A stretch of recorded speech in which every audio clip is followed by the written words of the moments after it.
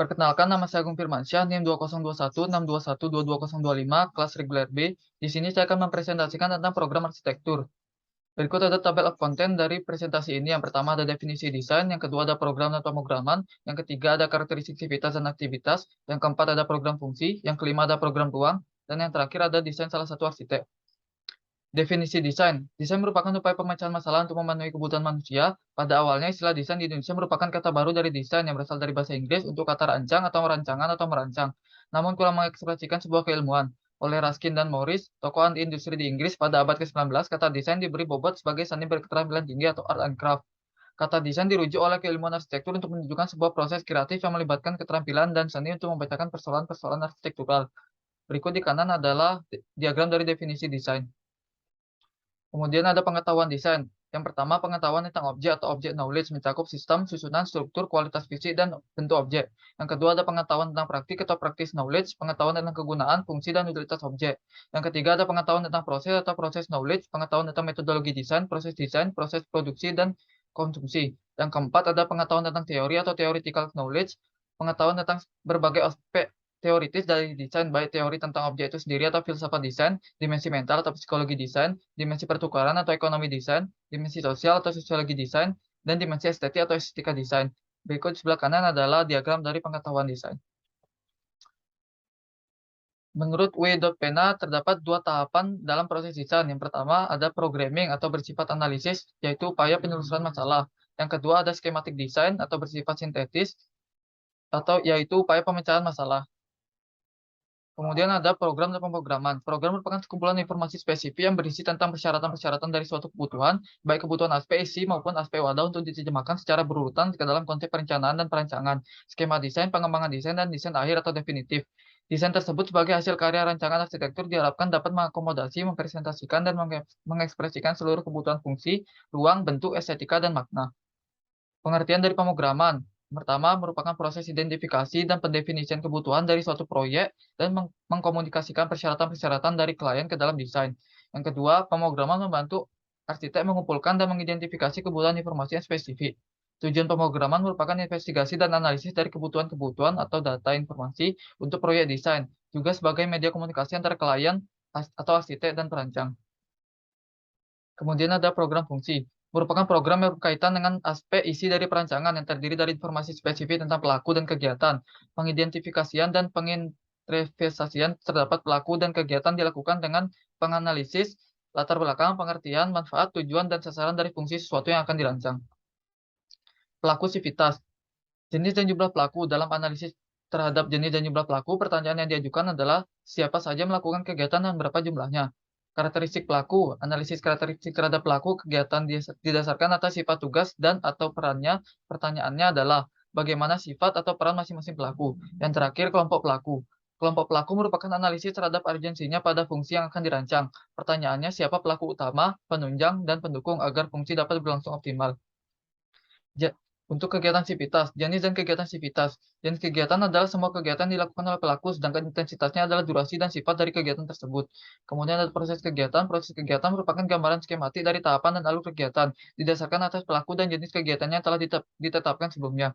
Hubungan kegiatan. Hubungan kegiatan adalah keterkaitan kegiatan satu dengan yang lainnya dalam satu kesatuan sistem fungsi. Hubungan kegiatan dapat dinyatakan dengan hubungan erat, sedang, dan jauh.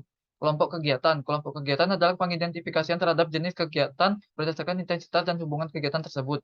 Kelompok kegiatan dinyatakan dengan kelompok kegiatan utama, penunjang, dan pendukung.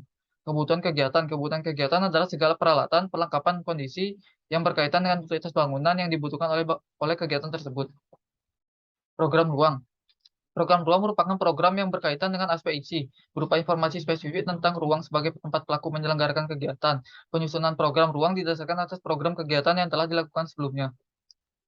Program ruang. Pertama ada kebutuhan jenis ruang. Kebutuhan ruang adalah seluruh ruang-ruang yang dibutuhkan oleh setiap kegiatan, sedangkan jenis ruang adalah ruang-ruang yang memiliki fungsi dan karakteristik yang sama dinyatakan dalam satu identitas. Kemudian ada hubungan ruang. Hubungan ruang merupakan informasi yang berkaitan antara ruang satu dengan yang lainnya, didasarkan atas jenis ruang dan proses kegiatan, dinyatakan dalam hubungan erat, sedang, dan jauh. Untuk kelompok ruang, mengelompokkan ruang ke dalam kelompok utama, penunjang, dan pendukung sesuai dengan urgensinya pada satu kesatuan sistem fungsi. Sifat dan cara ruang. Sifat ruang adalah karakteristik yang didasarkan kepentingan pelaku, dinyatakan dalam sifat privat, semi privat, dan publik. Sedangkan syarat ruang adalah kondisi atau umum maupun khusus yang dibutuhkan oleh setiap ruang berkaitan dengan fungsi ruang tersebut. Besaran ruang. Besaran ruang adalah analisis terhadap kebutuhan luas masing-masing ruang yang didasarkan atas kapasitas ruang, peralatan, dan perlengkapan kegiatan. Syarat ruang ada dua, yaitu menentukan kebutuhan luas ruang, yaitu berdasarkan standar dan berdasarkan studi ruang. Organisasi ruang. Organisasi ruang merupakan tindakan menstrukturkan ruang berdasarkan atas proses kegiatan jenis ruang, kelompok ruang, dan hubungan ruangnya. Sirkulasi. Sirkulasi ruang adalah arus pergerakan dari seluruh kegiatan tanpa atau menggunakan mode transportasi. Dalam fungsi yang kompleks, sirkulasi ruang mempertimbangkan tiga komponen utama, yaitu manusia, barang, dan kendaraan. Program site. Analisis tapak merupakan analisis yang digunakan dalam suatu perancangan kota non-spesifik dan digunakan juga untuk merumuskan program ruang berdasarkan karakteristik aktivitas pengguna dan aktivitas ruang. Perhitungan site. Pertama ada perhitungan kebutuhan site. Untuk mendapatkan perhitungan kebutuhan luas site didasarkan atas total kebutuhan luas bangunan, ditambah dengan pertimbangan koefisien dasar bangunan atau KDB yang dibagi dengan building coverage. Untuk bangunan hanya berlantai satu biasanya dinyatakan dalam persen, dengan KDB 50% atau koefisien lantai bangunan, atau floor area ratio untuk bangunan yang lebih dari satu lantai biasanya dinyatakan dalam angka 1. Penentuan alternatif site. Alternatif site adalah beberapa site yang terletak pada kawasan atau wilayah yang sama, yang memiliki potensi sesuai yang dibutuhkan oleh fungsi yang akan dirancang. Penetapan site terpilih berdasarkan penentuan alternatif site di atas. Tahap berikutnya adalah penetapan site yang akan dipilih atau digunakan atau dimanfaatkan. Dengan cara yang sama dengan di atas, penetapan site terpilih didahului dengan menyusun kriteria pemilih. Berikut di sebelah kiri adalah rumus dari perhitungan kebutuhan site. Kemudian ada kondisi existing dan analisis site. Kondisi existing site adalah informasi spesifik terkait dengan keadaan dan keberadaan site terpilih. Pemahaman mendalam atas informasi tentang keberadaan dan keadaan site ini merupakan salah satu faktor penentu tercapainya rancangan yang efektif atau berhasil guna, sesuai dengan tujuan perancangan dan efisien atau berdaya guna sesuai dengan kebutuhan. Berikut tahapan dalam memilih existing dan analisa site. Yang pertama ada bentuk dan dimensi site, kemudian ada lingkungan sekitar site, kemudian ada topografi, klimatologi, kemudian hidrologi, geologi, selanjutnya ada traffic sekitar site, dan vegetasi site.